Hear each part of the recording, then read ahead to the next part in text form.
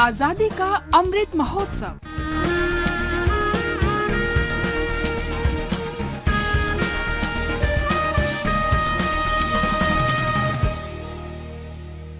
आजादी का सफर आकाशवाणी समाचार के साथ। आज की कड़ी में हम स्वतंत्रता सेनानी और भारत के पूर्व राष्ट्रपति फखरुद्दीन अली अहमद को याद कर रहे हैं। उनका जन्म 13 मई 1905 को नई दिल्ली में हुआ था।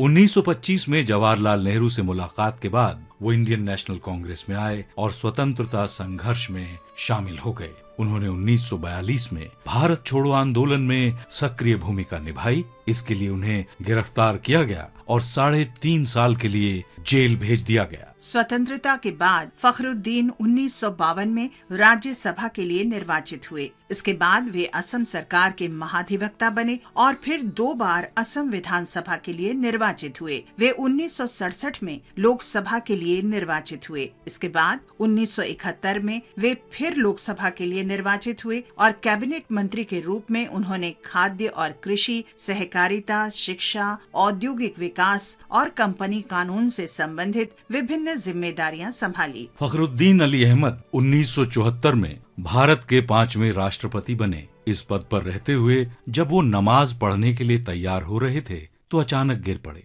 और 11 फरवरी 1977 को उनकी मृत्यु हो गई। आकाशवाणी की तरफ से महान राष्ट्रवादी नेता को हमारा नमन।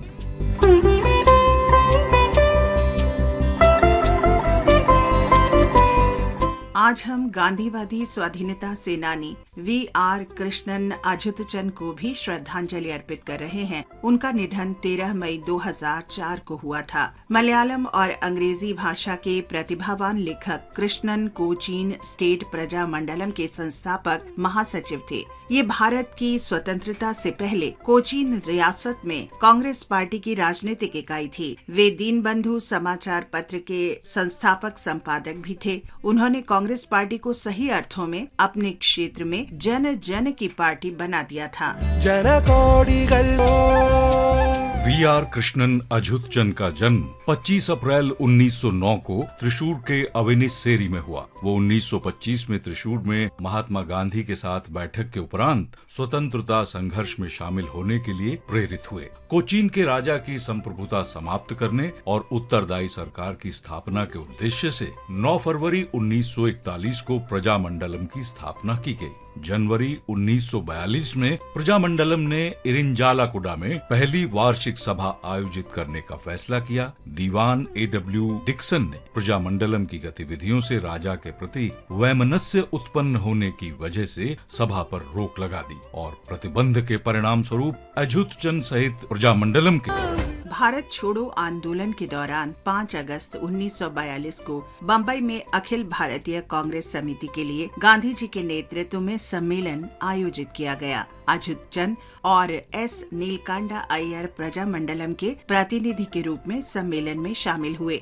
प्रजामंडलम ने 1945 में चुनाव का सामना करने का निर्णय किया। अझुतचंद को निर्विरोध रूप से कोचीन विधान परिषद के लिए चुना गया। अझुतचंद नेमारा के प्रतिनिधि के रूप में त्रावणकोर कोचीन विधान परिषद के सदस्य भी थे।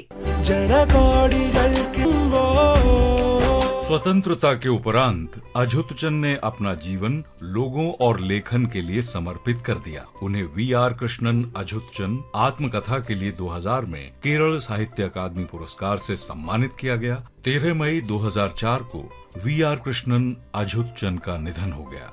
महान राष्ट्रवादी नेता को हमारा नमन। आज बस इतना ही। आजादी का सफर आकाशवाणी के संग। कल फिर मिलेंगे एक नई कड़ी के साथ।